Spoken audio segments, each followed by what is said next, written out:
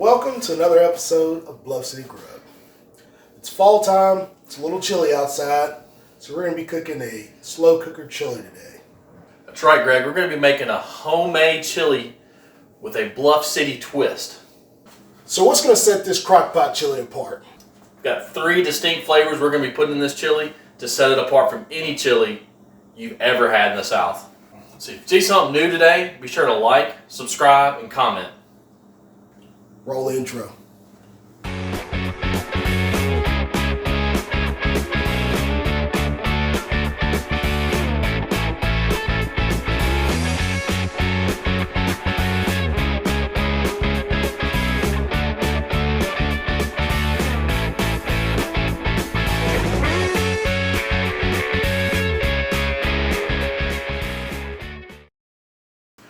Greg, one thing I love about this chili recipe is it's a very easy to follow recipe.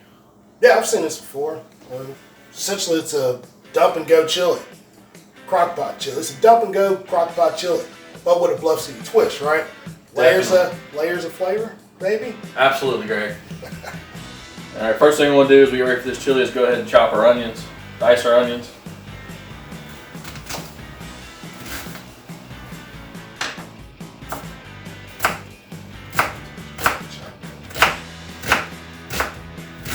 Now we've got our onions chopped, we're simply just going to add those to the crock pot for our crock pot chili.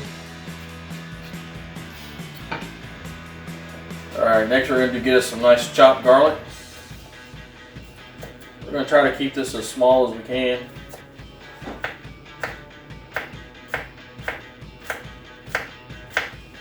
Alright, Greg, we got our garlics chopped up here. This is certainly a very easy chili recipe. We'll just dump those in. And for you guys watching at home, the recipe will be below if you need it.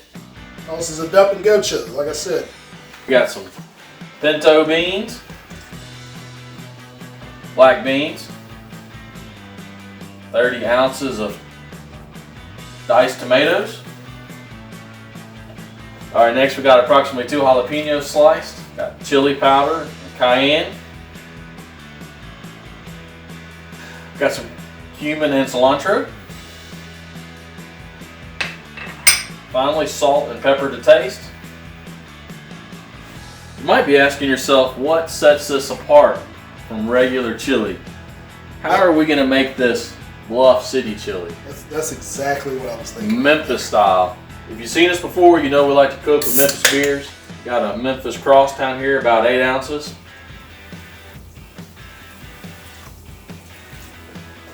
But the other thing that's going to uniquely set this chili apart from regular chili is we're not going to use tomato sauce. We're simply going to replace tomato sauce with 1 bottle of our favorite barbecue sauce.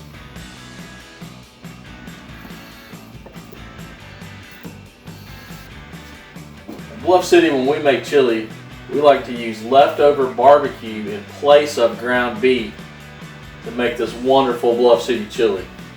We've got 2 pounds of leftover pulled pork we're simply going to put in here. Now all we've got to do is mix and combine all the ingredients. Bluff City chili, huh? It's layers of flavor if I've ever seen it. All we've got to do is get those flavors to melt together and just heat it up. We'll just be cooking this for about 8 hours on low. Oh, Greg, the last thing to do is just get a good bite of this barbecue chili.